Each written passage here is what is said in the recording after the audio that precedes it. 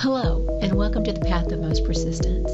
This is a place where we hear and share tenacious stories of overcoming obstacles with our partners who dare to share a bit of their own personal paths.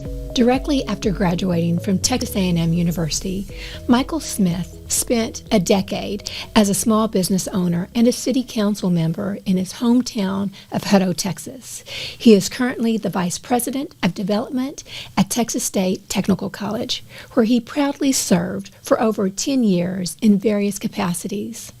Michael was drawn to TSTC due to their focus on job placement, student success, and changing the way we, as Texans, view higher education. His personal passion is working toward ending generational poverty through workforce training and advocacy. Michael, thank you so much for joining us today. Glad to be here. So it is such a pleasure. We've had the great opportunity of working with you for a few years now, and it's inspirational working with you. But I want to know, as we get started today, can you tell us a little bit about your position and what you do with TSTC? So in terms of my position, as you said a second ago, I'm the Vice President of Development over at TSTC, but it's kind of the liaison between TSTC and the TSTC Foundation. The foundation is kind of that, extension of the college that allows us to be really creative, that allows us to really remove barriers for students, for faculty, for the college itself. And so as vice president, my job is kind of leading that team that leads those efforts. So how did you arrive at that position? What is it about workforce development and those issues that you work so much with? So it's a very funny kind of full circle conversation of how I got there. Like most folks, I didn't plan on going into higher education. I was on the city council, many moons ago, and we sat and looked around and asked, what was missing in our region. And the main thing that we saw that was missing that no one else was doing was focusing on workforce training. How do we make sure that the citizens of Hutto, had good training, could go into great skilled jobs and kind of differentiate ourselves? And so myself and a bunch of leaders from the community, fellow council members, really rallied together to bring TSTC to Hutto. And it was probably 3 or 4 years later, we brought in our first provost, the person who actually kind of runs the day-to-day operation for that campus. Yes. And at the time, enrollment was, not where I would have wanted it to be as a city leader. And so I called the new provost up, asked him if we could go to lunch. Just had a very frank conversation about our expectations and the vision. And he really just kind of let me chew on him for an hour or so.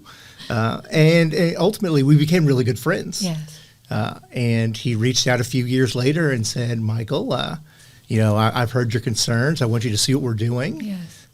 And then, kind of ended that meeting with, now I'd like you to come help me. Nice. Will you help me continue to grow this? Yes. And it was one of those right place, right times. Yes. And I said, you know what, let's do this. And Nice. I'd never seen myself going into higher ed, but I've loved it ever since. I saw this as an opportunity to help those that are less fortunate, to break that stigma around technical education. Yes. And just kind of what it means in general. And it's 6-7 years ago now, and I haven't looked back since. That's wonderful, and I am sure TSTC is so pleased that you're part of their team. But when you talk about those discussions and getting people involved, I'm wondering who else, besides TSTC, who else had to be involved in those discussions? Did you work with the public school system there, K-12, and did you work with industry in the area as well? Oh, 100%. Yeah. So in Hutto, our facility is a little different. It's called a MITSI, a multi-institutional teaching center. Okay. And we really brought that in conjunction with the school district, with the city of Hutto, with the Economic Development Corporation, The Chamber of Commerce helped lead the initiatives. Current business owners and just the community at large gathered and said, we can't do this on our own.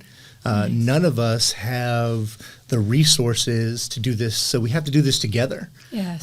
And it was very neat at the time because Hutto was still, we probably had a population of 7,000, maybe 8,000 people. Yes. And so it took the entire community to come together. I remember chartering a bus and taking a bus of folks out to Sweetwater, Texas for a TSTC board meeting to talk about why we'd like TSTC to come to our community. And so it really took everyone rallying together. The way you speak about it with such clarity, you make it sound so simple. But I know better. I know that had to have taken so much effort, planning, initiative, not only with you, I'm sure you leading the way, but everyone involved. And I'm curious because there's so many communities that are struggling, trying to find that way, or they haven't even come to the consensus of trying to find that path forward. So I'm wondering, are there any helpful hints, tips? How did you go about just initiating those conversations with those that maybe aren't ready to come together? And I'll be the first to tell you, we didn't have all the answers. We were really flying by the seat of our pants. It was just a shot in the dark. Why would this giant, statewide technical system want to come to teeny tiny Hutto? And so my recommendation for anyone else kind of looking at that route is the first thing we did was we looked at our resources. What do we have? We had a great school system. We had a very strong city.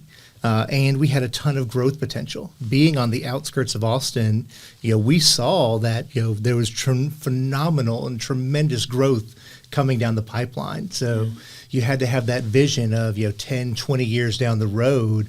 Where did we want to be? Yes. And then just kind of convincing everyone else to see that same vision. So first, again, taking stock of your strengths. What strengths do you currently have? And then where do you want to be? I like that. Well, thank you very much, because I know just in our own experience, each community is different. Each community area has their own set of resources and obstacles and relationships and history. So to find that way, it's a delicate situation at times, but obviously it's one that's worth spending.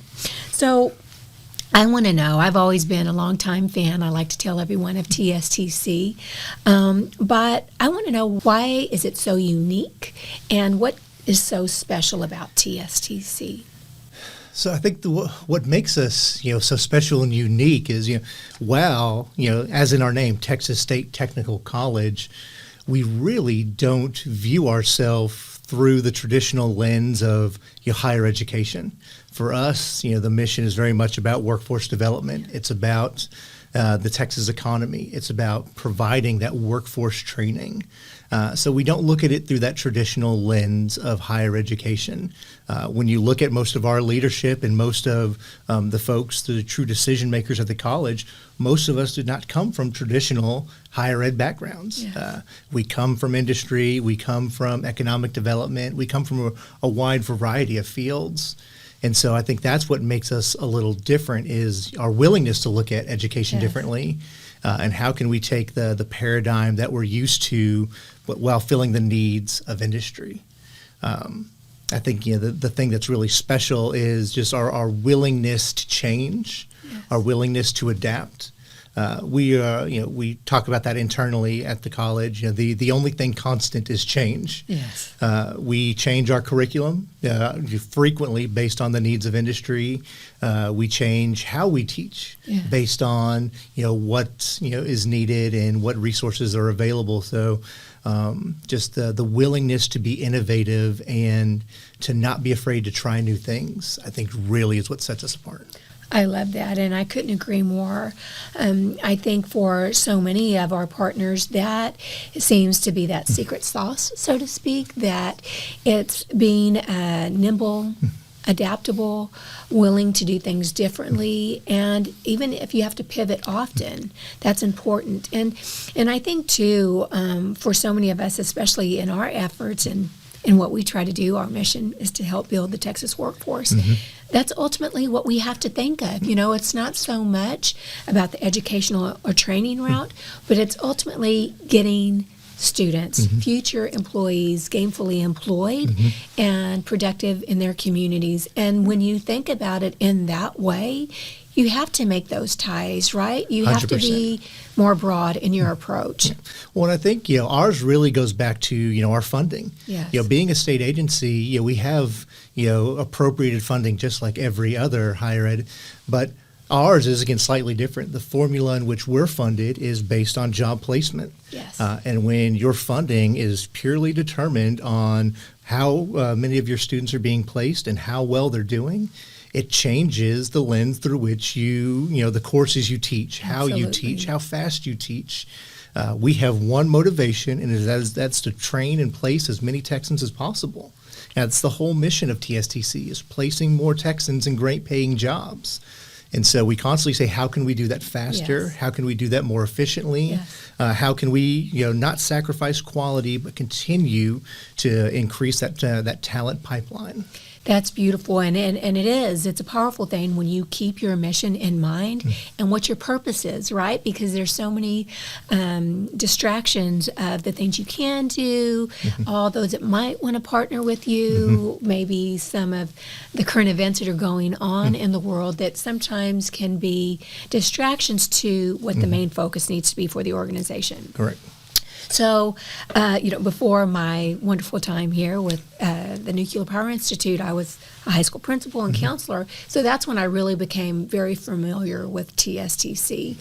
And I'm wondering if you could spend a little bit of time talking about the guarantee that students receive, because to me, again, as a counselor, as an educator, especially working with middle school students and high school students about their future, and especially those that maybe don't have the resources, when I found out about what TSTC offers in this capacity was really could be life-changing for students. So can you talk a little bit about that? Sure. So the money back guarantee is a program we put into place about 5-6 years ago, and focusing on welding, electrical line worker, the diesel program, electrical power and controls, those programs where if you go into them, you do what we tell you to do, you work with our career services department. If you've hit those milestones, after you've graduated, if you don't get a job, you can pick up that phone and call us back and say, hey, Michael, I did what you told me to. I still haven't got a job. Can I have my money back? That's how confident we are in the training we're providing, in the relationships we've built with industry, just in the quality of the programs. And knock on wood, we've not had to cash one of those checks yet. And we're going to continue to broaden those programs and add new programs. I believe this fall you'll hear us announce more programs we're adding to that, just because of how confident we are in what we've done there and in what we're doing, and it's what industry's asking for. You know me, and I love A&M. Of course. I had a great time here, but if I had called and said, hey guys, I got my ag leadership degree, I've graduated, but I don't have a degree in my field, can I have my money back? Nobody does that. Right. No, it's such an outside of the norm concept, but it's one that we're confident in. And again, I'm proud that TSTC does that we go out of our way. And like you said, that's life-changing. Yes. For someone, a majority of our students are first-generation college students. Absolutely. They come to us because they're not sure what they want to do. Yes. A parent hasn't been to college. This is a very new foray for them. So to have the confidence that I can come and take this risk, and if it doesn't work out, I get my money back, hopefully that enables more folks to be willing to think outside the box and try something new. That is incredible. And I want to spend a little more time on this just because that is such a significant approach. And the fact that you said y'all haven't had to write that check in, 5 years, over 5 years? Yes, ma'am. That is powerful. And And again, as an educator working so closely with young people, I don't think we can share that opportunity enough. And again, as a very proud Aggie by employment, I love, of course, our system and all the universities throughout the state of Texas, everywhere, of course. I believe in four-year plans and graduation degrees and things like that, of course. But I also know the realities of not everyone's cut out for that, or maybe they don't have the time, the resources, and some students, again, they just need to get to work. Well, and I never want to be seen as telling someone not to get a four-year degree. Absolutely. I 100% believe in the value of getting that degree. Yes. I'm just a firm believer that there's no one, pathway for everyone. So, my message is always to students to, get that degree from TSTC, Yes. get that job, and the vast majority of employers we work with have tuition reimbursement programs. They have education programs. We have some phenomenal partnerships with A&M and several other schools in the A&M system where that degree from TSTC will matriculate right up in there. And so if you can go and get that degree paid for by your employer without having to get that student loan debt, Yes. I mean, that's my soapbox right there. OPM, other people's money. That is so true. I can hear parents out in the audience saying, yes, let's look into this. But if you would, you mentioned it, your relationship, TSTC's relationship. What are some of the projects that they have with Texas A&M? I know there are some very exciting new relationships and programs going on. Can you speak a little bit about those as well? So, I mean, first off, our particular relationship, Yes. TSTC has a long relationship with the Nuclear Power Institute, back to some of our old, radiation protection programs. We would test on, non-destructive testing and several other projects. I think the most exciting project with A&M recently is through what we call our Bachelor's Plus program. Yes. It's where students from A&M that are in an engineering pathway can come and take courses with TSTC over the summertime that count towards that degree program. And so it's this great mesh of the actual, the training, the education they're getting from you all, but with the practical education. So you can have someone who is a great, mechanical engineer coming through one of our precision machining programs. So actually understanding milling and lathing and basic CNC programming. It's really taking that theoretical knowledge and putting it into practice. And at the end of the day, just making a better and more marketable student. That's wonderful. It's that applicability. It's just applying what they know or what they will know and what it would look like in the workforce. And especially that has to be such a value to the employer, again, because these engineers, of course, have all their formal training, but they also know what it looks like, what it feels like, how it's done. Yep.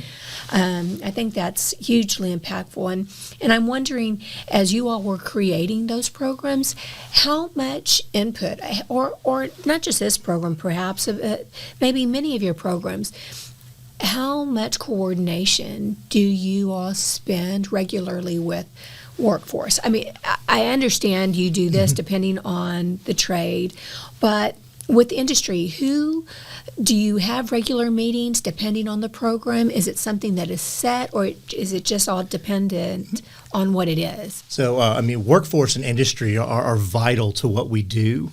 They are hip deep in it with us when we're developing curriculum, when we're developing new programs.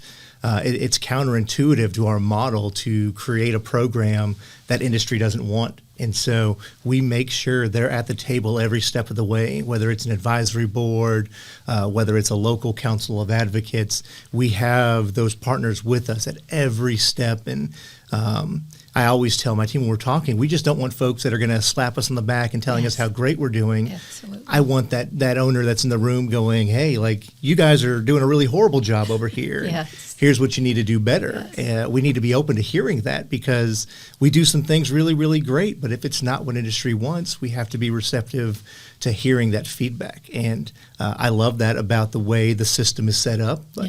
But yes, workforce, we are tied at the hip.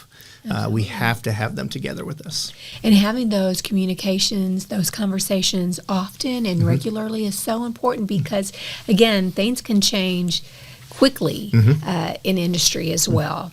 So that's so amazing that you all do that, and that's just part of the institution itself, it sounds. And it's part of just building a true relationship with them. Like, we don't want them just to come to a curriculum building meeting.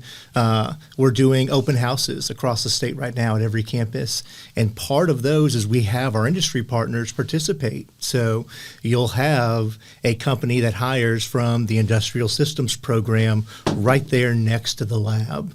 And so a student can truly understand, hey, what I'm doing and learning in that classroom correlates to this career over here. Because we see that constantly, that a student may not understand what an industrial mechanic does, but they understand Samsung. Yes. They say, oh, okay, I want to work over there. If I want to work over there, those are the skills I need. Because they don't understand, programmable logic controllers, motor controls, any of those yet. But they understand what they want to do, and it's helping translate that. And so building that relationship with industry where it's not always just us asking for something.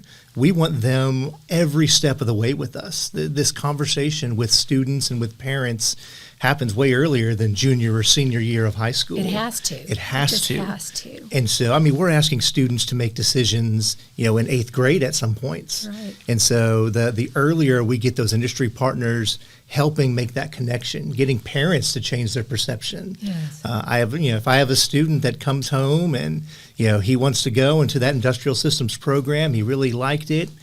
He loves TSTC, got TSTC backpack, got TSTC tattoo. Like, this is what I want to do. Yes. But he goes home and tells mom and dad about it, and mom and dad are like, no, you've got to go to a 4-year. Like, that's what that's the only, path forward.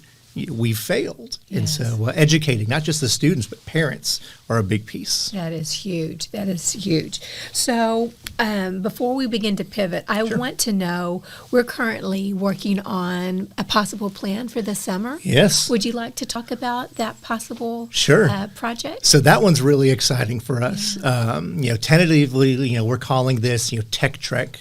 And the concept is very similar to what we were just talking about, where we're going to bring, this, small, platoon of counselors, teachers, superintendents, student influencers with us to visit our Waco, our North Texas, and our East Williamson County campuses, not just to, see the campus and do an activity there, but also to kind of, break through that veil and go see an industry partner. Yes. We'll actually take them, to spend about a half day in their factories, in their facilities, getting a better understanding of what they do and the tie to TSTC and that technical training. And so, that's really exciting. It's a week-long experience. Yes. We have not done something on this scale in quite some time, and it's really exciting. And to have you guys, there, along with us, I think kind of, cements, how connected we are just in terms of our vision and, our mutual missions. I love that, and I love that you're taking all types of educators. Right. I think so many times we're just focused on the teacher, but as important as they are, it's so important to include every decision maker on a campus because they all have a certain perspective. They all have a certain amount of decision making that it all helps to get everybody aware and on the same plane of where we want to go next. And the more that they become aware, and I always like to share this with people that we have the best educators. They're highly professional. They're highly educated. But maybe not in these other workforce fields because they just didn't have those experiences. They took another path. That's right. So it's important that we take these highly professional educators and educate them in another sector altogether that will help them maybe have those discussions in the classroom that may be formal or maybe informal, because so many students come to them for guidance. It's not That's just right. the high school counselor that they go to for guidance. Well, and that's really kind of where this whole, thought and idea came from is, our educators, they went to school to become educators and then went into the school system and began educating. And workforce and just higher education in general has changed so much from when any of us were there. Yes. And so just like anything else, you bring your truck in for a tune-up, you come in and get that continuing education on, what's new out there. I know when I really started delving into workforce training and economic development, I had a very different view of what manufacturing was. Yes. Very different view of what was happening in some of these big facilities. And we talk to parents about manufacturing, and and even teachers, they think it's giant metal vats of lava just falling from the ceiling, and there's sparks flying everywhere, and that's not what it is. Yes. We take them to some of these advanced manufacturing facilities, and it's a room that feels like what we're sitting in right now. Yes. Clean room environment, doing very good jobs. And so it's helping teachers and all of those folks involved in that process get a better understanding of that. I love that. I have one more question on this topic before we move on, but I want to know, what have you learned from educators? And I mean K-12 educators. What maybe perhaps one singular event or insight that you've gleaned from them? Oh, man. How long do we have? Yeah. If I had to pick one, Yes. so I'll say, so first off, when I started at TSTC, I started, bare bottom as a student recruiter. Yes. In the schools, talking to the counselors, talking to students, talking to teachers. And so I think one of the biggest things that I really took from them is just how busy they are, how much they have on their plates. Goodness. We are asking these teachers to do so much. And then I'm coming in and going, oh, by the way, I'd like to talk about this one thing that's completely different than anything you've heard about or talked about before. And it challenges what you've heard. And so it was getting, understanding where they're coming from. Yes. I have a huge amount of respect for anyone who is in those schools, elementary, middle, high school, that have dedicated their life to teaching. That it takes a special person to do that. And so that's really kind of what I've taken away from getting to work with them, is how much we're asking them to do.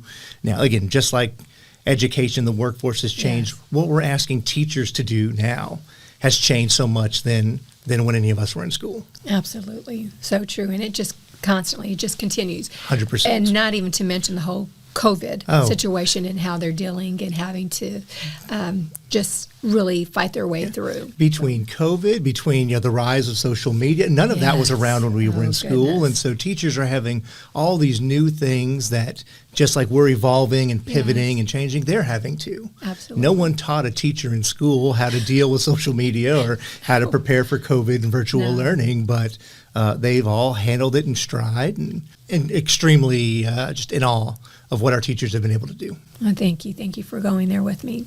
So I want to pivot just a bit, and I want to turn to you. Okay. So you graduated from Texas A&M. Yes, ma'am. And you were in the Corps of Cadets. That's right. So for those out there listening, and they have no idea, they have no knowledge of what the Corps of Cadets are, what they represent, can you talk a little bit about that? So the Corps of Cadets, I mean, it is, a paramilitary, institution, on par with any senior military academy out there. The Corps of Cadets is honestly what saved me at A&M.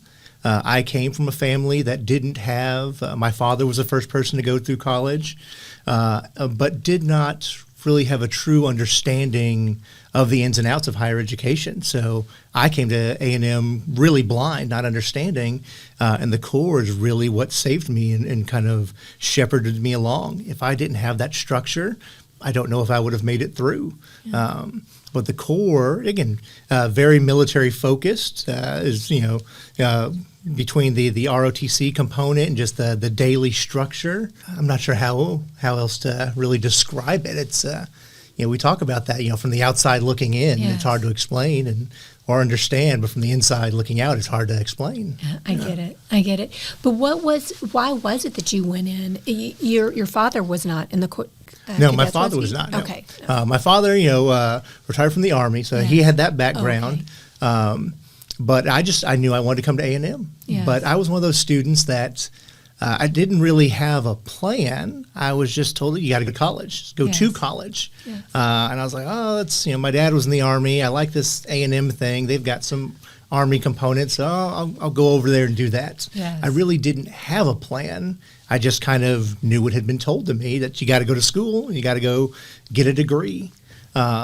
And so the Corps provided that structure for me to help me kind of figure out what I really wanted to do while I was here. So were there any challenging aspects about being in the Corps? Again, how long do we have? Well, exactly. I mean, because if we have a listener out there that isn't aware, they may see images, pictures and they may not realize the rigor. And you mentioned the structure, and then not only the rigor, what was the most challenging aspect perhaps, but also looking back, what are some of the key components that you learned or received from your time? It's, they talk about it while you're there, just the little lessons and the little, games that we play. You don't realize the impact they're going to have on you. The number of lessons I've learned there that I didn't realize till 5 or 6 years later in my professional career, that I was doing them. Things I learned in the Corps, how I introduce myself, how you shake someone's hand, how I hang my shirts in my closet, that you learned there that have just kind of followed you through the groundwork they were laying, without actually telling you this is what I'm teaching you and why I'm teaching it to you. I've learned some phenomenal lessons there, and I've met some of my best friends. Yes. The unit I graduated, I started in a very large engineering unit, and then in my sophomore year we split off and created a new unit based on helping students that were at Blinn transferring into A&M, and it was a very small group, and there were 8 of us. That ended up graduating together, and I am still best friends with each and every one of them. They talk about your buddies. You marry them and bury them, and that is 100% true. The experience you go through them together. Yes. And so yes, I think you'll see images of people yelling and running through the dirt, and there is a rigor, and it's not easy. By any stretch of the imagination, but I wouldn't have done it differently, and I probably wouldn't have made it through A&M without that. That's wonderful. That's wonderful to hear, and I'm always so impressed by the cadets and everything they stand for, so I always like to hear that perspective. So, you mentioned about some of the work that you all did as, volunteerism, looking out. But, Michael, when I look at your resume, I see that you've always had a component of volunteerism. You've been on the board with the YMCA, and of course, as a city council member, what is it about being involved, giving back? I mean, why? Why find the time? Why is it important? And why did you do it? I think it's just something that's kind of, ingrained in me, just that public service, wanting to give back, wanting to leave the world in a better place than I found it, and in Hutto, that's what it was. I started a small business in Hutto, and as I started that, I saw issues, and being 22 years old and knowing everything and having all the answers, I said I can fix this, and just stepped up and decided to run for council. And so it's kind of that that hard-headed Aggie spirit of not wanting to sit on the sidelines. If we see a problem, we want to get out there and we want to try to help. And that's kind of led me to each of my endeavors. Helping bring TSTC to Hutto. We saw a problem, and instead of wanting to sit back and say, well, how do we solve this? Coming to TSTC. We see a problem. How do we ensure that our students are getting placed in great paying jobs? And went and, the college has given me the opportunity to help solve those problems. I think that's that's where that comes from, is just wanting to get to leave the world in a better place. I love that. So as we begin to close out our conversation, which I've so much enjoyed, I want to know, is there anything that you'd like to say that maybe we haven't touched on, anything you would like to bring up or discuss? No, I just hope that if there's someone listening out there, a parent or a student who just happens to find this and is not sure where they want to go, is not hasn't quite made up their mind, thinks the only options are going to college, going to McDonald's, or going into the Army. There's a wide array of options out there. Don't be afraid to try something different. Don't be afraid to, find out what you like doing. I wish someone had invested that time in me when I was a student. Yeah. And so that's kind of why I'm here. I really want, that's why the foundation interests me, and I'm as passionate as I am about it. I want to help this next generation, again, leaving the world better than we found it. How can I help, students unlock new opportunities? How can I, alluding to when you did my opening, ending generational poverty. Yeah. How can we help invest in this next generation and completely change the trajectory of someone's family?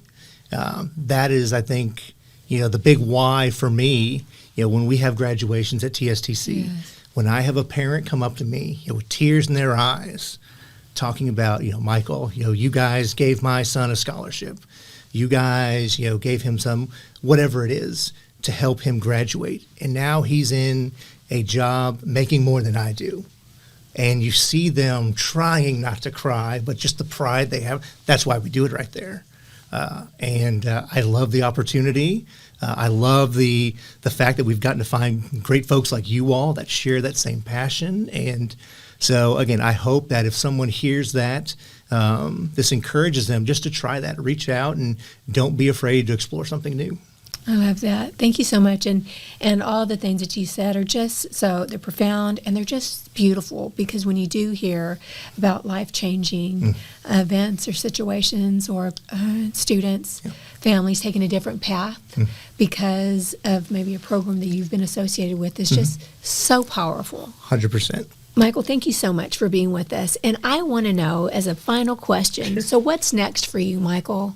What do you plan on doing? What are you planning on working on or achieving in these next few years? Oh, next few years. Yeah. I mean, if you had asked me, 6-7 years ago before I came to TSTC, I'd probably give you a completely different answer. But I mean, I will stay here as long as the college will have me. I could make a lot more money doing a lot of other things, but I love what we do. And so I'm going to be at TSTC as long as there's a place here for me. I think the projects I'm most excited about are some of the new projects we'll announce with industry, where we're really deepening that relationship, where we're blurring that line between where does industry start and where does the classroom stop. We are going to be changing a lot of just how we teach and where we teach and what we do. And I think it's just going to open up a lot more opportunities, not just for, young students getting out of high school, but maybe an adult learner that's trying to come back into the workforce or get out of that paycheck to paycheck cycle. We have some really, really cool things coming down the pipeline. And I think that's what I'm really excited about. It's beautiful. And all the things you're saying is basically culture change. Yes. It's changing the way people feel, the way they work, the way they live, and the way we all communicate with each other. That's right. So thank you for communicating with me today. Again, always a pleasure. And to our audience, thank you so much for listening today. I hope you've listened to the entire conversation and all of our others. And let's all be like Michael.